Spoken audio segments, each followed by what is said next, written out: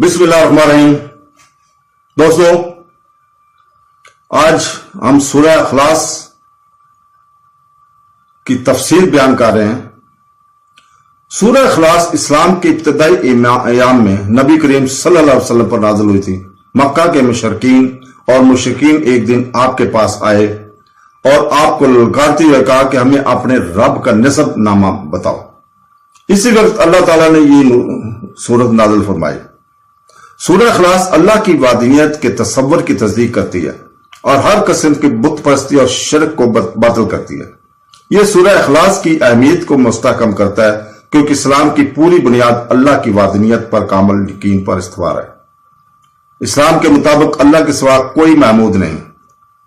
अल्लाह ताला इस सूरत में फरमाता है, जिसका तर्जुमा है, कुलु अल्लाहु अहद, तुम फरमाओ वो अल्लाह एक। अरब में कफार की बहुत सी किस्में थी, दारिया, मुशरिक, अल्लाह ताला की सिफात के मुनकर और अल्लाह के लिए औलाद मानने वाले वगैरह। इस सूरत में इन सब की तरदीद है। हुवा अल्लाह में दारियों की तरदीद है।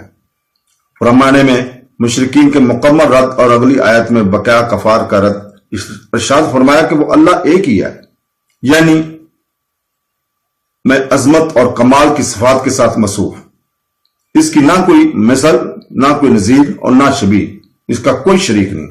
और अल्लाह ताला फरमाता है, अल्लाह उस-समद, अल्लाह ही बेनियाज है। उन्होंने कहा अल्लाह हर चीज में बेनियाज है, ना खाता है ना पीता है, वो हमेशा से है और हमेशा रहेगा, किसी को किसी काम का मुताज नहीं। अल्लाह ताला फरमाता है, लम यलिद व लम यूलद, ना इसने किसी को जना और ना किसी से पैदा हुआ। अल्लाह ताला औलाद से पाक है क्योंकि औलाद बाप की जिन्स से है और अल्लाह ताला इससे पाक है। जिस तरह वो खुद किसी से पैदा नहीं हुआ क्योंकि वो अजली है, यानी हमेशा से मौजूद है। पैदा होना किसी ऐसी चीज की सफियत है जो पहले मौजूद नहीं थी, फिर वजूद में आया। इसकी तरदीद मुशरिकीन और यहूदी ईसाई करते हैं। मुशरिकीन फरिश्तों को अल्लाह ताला की बेटियां कहते हैं। यहूदी हजरत अजीज रजी अल्लाह ताला अन्हु को अल्लाह ताला का बेटा समझते थे, जबकि ईसाई हजरत ईसा अलैहिस्सलाम को अल्लाह का बेटा समझते थे। और अल्लाह ताला फरमाता है, वलम यकुल लहु कुफुवन अहद, और इसके बराबर कोई नहीं, यानी जात में सफात में नहीं, क्योंकि वो वाजिबुल वजूद है, खालिक है। बाकी सब कुछ मुमकिन, तख्लीक और हादसाती। इसकी सफात जाती कदीम लामदूद है, जबकि मखलूकात की सफात तोहफा हादसी और मदूद है।